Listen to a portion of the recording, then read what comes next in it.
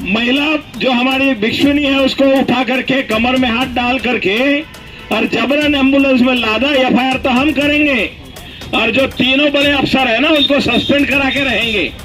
और photo footage सब है हम लोगों के पास में, पूरा रिकॉर्डिंग भी है। तो इसलिए हम झुकने वाले नहीं हैं, क्योंकि महाबोधि महाविहार बौद्धों का है, प्रॉपर्टी बौद्धों की है, लेकिन चोर लुटेरे उस पर बैठ करके जो मलाई खा रहे हैं उनको हम छोड़ने वाले नहीं हैं। संविधान के रक्षक है और जो भी गड़बड़ी करेगा उसको मुंह तोड़ जवाब देंगे। इसीलिए हम किसी को छेड़ते नहीं, और अगर कोई हमें छेड़ेगा तो उसे हम छोड़ेंगे नहीं।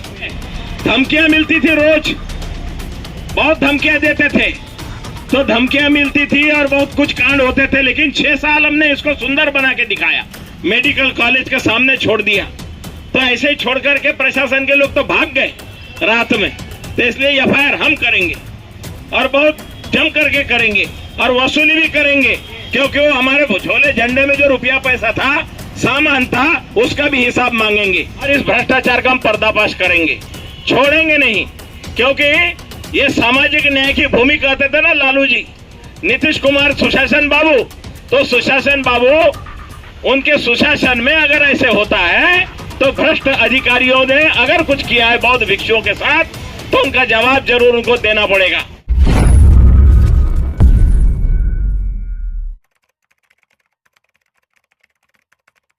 करने की जो बात आई, बनते हमारे जो साथी है सुनीत पाल, उन्होंने बताया कि एफआईआर की कॉपी लेके कोई आया था तो देने के लिए, तो उनको बोला कि जो है डाक से भेजिएगा, जाओ, उसको रवाना कर दिया। एक बार और एफआईआर हुआ था बुद्धगया में, महाबोधि महाविहार में, जब वहां का सेक्रेटरी और भिक्खु प्रभारी और सुप्रिंटेंडेंट 3 पदों पर था। यहाँ पर एक दंगा हुआ था महाबोधि विहार के सामने और एक एफआईआर लिखाया गया था। उस समय महाबोधि विहार छोड़ करके गया में मैं रुका हुआ था और हमारे कुछ बनते लोग, करुणा सदन नाम की हमने 11 कमरे का एक गेस्ट हाउस बनाया हुआ था महाबोधि विहार का जो ऑफिस है वहां पर। उसमें हमारे साथी लोगों में तमाम बनते लोग कमरे में बंद थे। 4-5 दिन तक के वहां धरना प्रदर्शन कर रहे थे, भूख हड़ताल कर रहे थे। तो पुलिस ने एफआईआर दर्ज किया। उसमें क्या लिखा था, 1 गैलन तेल माने 5 लीटर तेल, 1 माचिस, 1 छुरी। तो हमने कहा कि अच्छा एफआईआर लिखा है इसने, इतने लोग आत्मदाह 5 लीटर में हो जाएगा। हंस के भाई एफआईआर जो है चुपचाप से रफा दफा कर लिया। तो ऐसे एफआईआर तो हम करेंगे, क्योंकि आधी रात में सामान उठा के ले गया, झोले उठा के ले गए, पैसा उठा के ले गया और चेकअप कराने के नाम पे, स्वास्थ्य जांच कराने के नाम पे महिला जो हमारी भिक्षुनी है उसको उठा करके कमर में हाथ डाल करके और जबरन एम्बुलेंस में लादा, एफआईआर तो हम करेंगे और जो तीनों बड़े अफसर है ना उनको सस्पेंड करा के रहेंगे। और फोटो फुटेज सब है हम लोगों के पास में, पूरा रिकॉर्डिंग भी है। तो इसलिए हम झुकने वाले नहीं हैं, क्योंकि महाबोधि महाविहार बौद्धों का है, प्रॉपर्टी बौद्धों की है, लेकिन चोर लुटेरे उस पर बैठ करके जो मलाई खा रहे हैं उनको हम छोड़ने वाले नहीं हैं।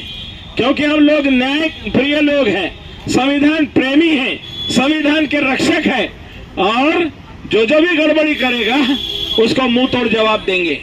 इसीलिए हम किसी को छेड़ते नहीं, और अगर कोई हमें छेड़ेगा तो उसे हम छोड़ेंगे नहीं। बाबा साहब के सिपाही है, संघर्षों के आदी है। जो हमारे शांति स्वरूप जी जो बोलते थे ना, संघर्षों के आदी है, फौलाद के हमारे सीने हैं, सीने है, फौलादी है, हम संघर्षों के आदी है। तो संघर्ष में पैदा हुए। बाबा साहब अम्बेडकर के मिलिन कॉलेज में पढ़ाई हुई है मेरी। पीपल्स एजुकेशन सोसाइटी में मैंने 7 साल अध्ययन किया है औरंगाबाद में। वहीं से संघर्ष करते करते पैदल औरंगाबाद से दिल्ली गया था नामांतरण के आंदोलन में 65 दिन। तो आंदोलन में हम पैदा हुए वाले लोग हैं।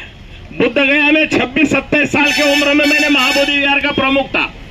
6 साल तक के महाबोधि विहार के सामने जो जितना पत्थर बिजली जो भी लगाया है, धमकियां मिलती थी, रोज बहुत धमकियां देते थे, तो धमकियां मिलती थी और बहुत कुछ कांड होते थे। लेकिन 6 साल हमने इसको सुंदर बना के दिखाया, महाबोधि विहार को सुंदर बना के दिखाया। महाबोधि विहार का जीर्णोद्धार करने के लिए 45 लाख रुपए इकट्ठा करना था, जगह जगह से सारा इकट्ठा करके प्रोजेक्ट बनाया था। लेकिन जब वो प्रोजेक्ट को कामयाब करना था, उस समय दंगा फसाद करा दिया, जूता चप्पल कांड करा दिया। नहीं तो महाबोधि विहार का जो दीवारें था, हम पुराने ढंग से बनाने वाले थे, बाद में करप्शन करने वाले लोगों ने उसका सारा प्रोग्राम बदल दिया था। तो एफआईआर की धमकी सरकार ना दे, क्योंकि हम तो जन्म ही हमारा संघर्षों में हुआ है। तो वो एफआईआर लेके आएंगे भी तो क्या लिखा हुआ, हमारा सामान क्या बरामद किया, हमारे कितने लोग बरामद किए, क्योंकि 25 बनते थे, उसमें से 10-12 तो गायब हो गए बोल के हमने सुना, क्योंकि गाड़ी में 4-5 लोगों को बिठाया और लेके चले गए। ले जाके कहाँ छोड़ा, गया के वो मेडिकल कॉलेज के सामने छोड़ दिया। तो ऐसे ही छोड़ करके प्रशासन के लोग तो भाग गए रात में। तो इसलिए एफआईआर हम करेंगे और बहुत जम करके करेंगे और वसूली भी करेंगे, क्योंकि वो हमारे झोले झंडे में जो रुपया पैसा था, सामान था, उसका भी हिसाब मांगेंगे। जो एक ब्लैक बोर्ड था, व्हाइट बोर्ड जिसके ऊपर में हमारे जो सनोज जो है पढ़ाते थे, वो व्हाइट बोर्ड गायब है। वहां पर जो बैनर लगे थे, उनमें बैनर गायब है। उसमें जो कुछ सामान रखा हुआ था हमारा, वो गायब है, क्योंकि रात में सोते समय कोई बरामद भी नहीं, कोई लिखा पढ़ी नहीं हुई कि कितने लोगों को ले जा रहे हैं, क्या सामान ले जा रहे हैं, क्या सामान छोड़ा है, क्या वहाँ सिपाही बैठा है, कौन चौकीदारी दे रहा है, कौन ड्यूटी दे रहा है। बाद में वो लोग वहाँ हैं तो हमारे सुपुर्द कितने लोगों को किया, कोई लिखा पढ़ी की है, कुछ नहीं किया। पूरा बेईमानी है, करप्शन है, भ्रष्टाचार है। और इस भ्रष्टाचार का हम पर्दाफाश करेंगे, छोड़ेंगे नहीं, क्योंकि ये सामाजिक न्याय की भूमि कहते थे ना लालू जी, नीतीश कुमार सुशासन बाबू। तो सुशासन बाबू, उनके सुशासन में अगर ऐसे होता है तो भ्रष्ट अधिकारियों ने अगर कुछ किया है बौद्ध भिक्षुओं के साथ, तो उनका जवाब जरूर उनको देना पड़ेगा।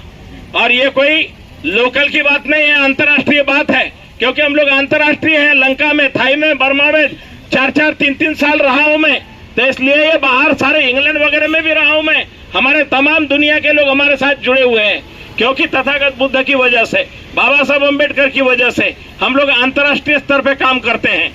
तो इसलिए इतना कमजोर ना समझे।